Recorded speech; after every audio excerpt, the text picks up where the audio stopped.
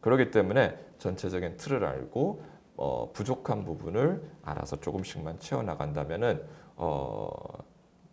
아마 대한민국에서 가장 문법을 잘하는 학생이 되지 않을까 생각합니다. 안녕하십니까. 김범석입니다. 이번에는 그 그래머를 다루는데 조금 전문적으로 좀 다뤄볼 것이에요. 구체적으로 이제 중등의 사실은 내신이 어법 문제, 문법 문제가 많은 부분을 차지하고 제일 까다로운 부분인데 내신의 변화가 좀 있는 것은 사실입니다. 그러니까 예를 들어서 문법 문제가 나오는데 예전에는 교과서를 달달달달 외우면 문제를 다 풀 수가 있었어요. 왜냐하면 지문을 똑같이 냈으니까요. 그래서 문법을 몰라도 학원에 가가지고 문제를 지문을 갖다가 달달달달달 외우면 똑같이 나오기 때문에 그것만 공부하면 됐었는데 그 요즘에는 어떻게 됐냐면은 교과서 지문을 조금씩 바꿔요. 이거를 영어로 paraphrasing이라고 그러는데 같은 내용인데 다른 내용으로 바꾸죠. 근데 두 번째는 문제를 이런 식으로 하죠. 다음 중 올바른 문장을 모두 고르시오. 다음 예문 중 올바른 문장을 다음 보기 중에서 올바른 문장을 모두 고르시오. 이런 식으로 경우의 수를 더 많게 해가지고 문장을 답을 고르기가 어렵게 해놨죠. 그다음에 세 번째는 그 문장에 이 부분 틀렸다 이런 건 아니라 그냥 문장을 딱 주고서 지문을 주고서 그냥 틀린 걸 고르시오. 아니면 틀린 게 몇 개 있는지를 고르시오. 이런 식으로 나오니까 즉 뭐예요? 전체적으로 틀린 부분을 모두 고쳐낼 수 있어야죠. 그 다음에 네 번째는 문법에 안 배운 부분도 나오는 경우가 굉장히 많이 있죠. 혹은 예전에는 단어를 주고서 그것을 배치를 하게 했었는데 요즘에는 그거 없이 그냥 쭉 쓰시오. 그리고 한 문장이 아니라 두 문장, 세 문장으로 쓰시오. 다 뭘 원하냐면은 글을 쓸 수 있는지, 우리말로 있을 때 영작이 되는지, 아니면 어떤 내용을 가지고 자기가 올바르게 쓸 수 있는지 이것을 물어보는 방향으로 문법 문제가 변하고 있습니다. 자, 지문을 하나 볼게요. 광진구에 있는 D중학교인데 이 D중학교는 사실은 그 모든 학부모님께서 보내고 싶어하는 중학교시겠죠.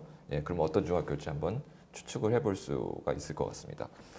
네, 이 예문을 보시면 이제 5줄의 한 패러그래프의 지문이 있는데 이 지문에 나와 있는 내용 중에 밑줄 없이 틀린 것을 모두 고르시오. 6개를 고르시오. 그러니까 이제 사실은 이게 한 문제로 보일지 모르지만 이건 6문제죠. 예, 6문제가 있는데 예를 들어서 뭐 단수, 복수 아니면은 동사의 활용이 올바른지 이런 것, 그 다음에 그 대문자, 수문자, 캐피탈라이제이션에 대해서 물어보고 있는데 전부 알려면은 자기가 글을 잘 써야죠. 그리고 올바르게 쓸 수 있는 걸 보여줄 수 있어야겠죠. 그래서 그냥 문법 챕터를 열심히 외워가지고 문제 풀이하는 거랑은 좀 다른 접근이겠죠. 자, 서초구에 있는 모 중학교 2학년 문제인데, 자, 첫째 난이도가 높습니다. 두 번째 수능 형식으로 냈습니다.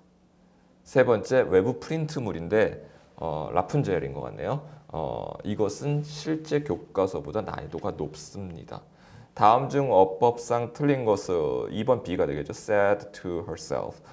그런데 가장 중요한 게 뭐냐면은 밑줄을 줬음에도 불구하고 어휘도 알아야 되고 그 다음에 사실은 이 문제를 보면은 전체적으로 지문을 조금 원문을 변형한 것도 있습니다.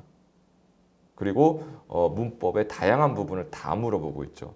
그러니까 일종의 이 내신의 특징은 선행을 유발한다고 볼 수가 있겠죠. 그 다음에 16번 문제 보시면은 아시다시피 심경 변화 이거는 그러니까 전형적인 수능 모의고사 유형의 문제일 수 있습니다. 자, 패러프라이즈의 중요성에 대해서 제가 한번 말씀을 드리겠습니다. 예를 들어서 이게 왜 중요하냐면은 전에는 교과서에 있는 지문을 그대로 갖다 썼는데 문제를 하나 볼게요. 교과서 원문에는 My English teacher read us a poem yesterday 이렇게 문장이 나왔었는데 지문에는 이렇게 나왔어요.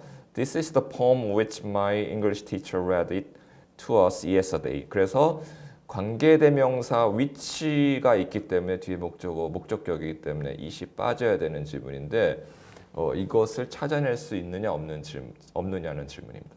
글을 쓴 사람들은 이것은 그냥 쓰다가 어색하네, it이 왜 들어가 있지? 바로 찾아낼 거예요. 문법적으로 풀 수도 있지만 본인이 이렇게 쓸 줄 알아야지 문제를 푸는데 더 편리하게 아니면 빨리 정확하게 문제를 풀 수가 있습니다. 그 패러프레이징에 대한 팁을 하나 드리자면은 제일 안 좋은 예가 뭐냐면은 같은 표현을 다른 문장으로 바꿀 때 단어를 바꾸는 거예요. 똑같은 문장인데 단어 바꾸면 아무 의미가 없어요. 오히려 능동태를 수동태로 바꾼다든지 아니면은 뭐 가주어 진주어를 쓴다든지 그래서 문장의 구조를 바꾸는 연습을 하는 것이 패러프레이징 할 때 가장 도움이 많이 되는 또 문법의 연습도 되고 그래서 가장 글을 잘 쓸 수 있는 지름길이 아닌가 생각이 됩니다. 이제 마지막은 문법의 전체적인 틀을 알고 있는가. 이 대치동에서 꽤 유명한 그 학원 중에는 제가 잠깐 뭐 지문을 좀 빌려왔는데 이런 목차가 있어요. 예를 들어서 뭐 동사에는 뭐 동사의 종류, 보어, 목적어, 뭐 오형식에 관한 문제죠. 시제 12개, 현재와 뭐 이런 것들에 대해서 물어보는데 이 목차를 외우게 하는 학원도 있습니다. 예, 왜 외우게 할까요? 저도 그에 대해서 굉장히 효과적인 방법일 수도 있겠다 생각을 하는데 뭐냐면은 각 내용을 다 알고 있는지, 그러니까 전체 틀을 다 알고 있는 건지를 물어보는 겁니다. 그래야지 문제가 어디서 나온 건지, 뭐 수동태에 나온 건지, 조동사에서 나온 건지, 아니면 부정사의 원형 부자형사에서 나온 건지, 부정사의 의미상의 주어에서 나온 건지, 그러니까 전체적인 틀을 알고 있어야지 문제를 봤을 때 어느 것의 내용이 어디에서 나온 것인지 그걸 알아야지 문제를 빨리 풀거나 아니면 포인트를 잡을 수 있기 때문에 학부모님들께서 우리 아이가 잘 하고 있는지, 문법을 잘 배웠는지, 학원을 잘 다녔는데 그걸 잘 알고 싶은지 한번 물어보시면 돼요. 여긴 무슨 내용이 있지? 여긴 무슨 내용이 있지? 그래서 전체적인 틀을 알고 있다면은 디테일은, 세부적인 사항은 앞으로 계속 공부를 하시면서 채워나가면 문법은 더 이상 할 것이 없다 할 정도로 문제가 없어질 것입니다. 문법은 내용이 한정되어 있기 때문에 제가 개인적으로 생각하기에 영어에 있어서 가장 수학적인 부분이라고 생각을 합니다. 틀에 맞춰서 쓰는 것이기 때문에, 법칙이기 때문에. 그래서 중학교 때 만약에 마스터하면 고등학교 때는 문법 할 필요가 없겠죠. 초등학교 때 마스터를 한다면 중학교나 고등학교 때는 문법을 더 이상 볼 필요가 없겠죠. 연습만 필요하겠죠. 그렇기 때문에 전체적인 틀을 알고 부족한 부분을 알아서 조금씩만 채워나간다면은 아마 대한민국에서 가장 문법을 잘하는 학생이 되지 않을까 생각합니다.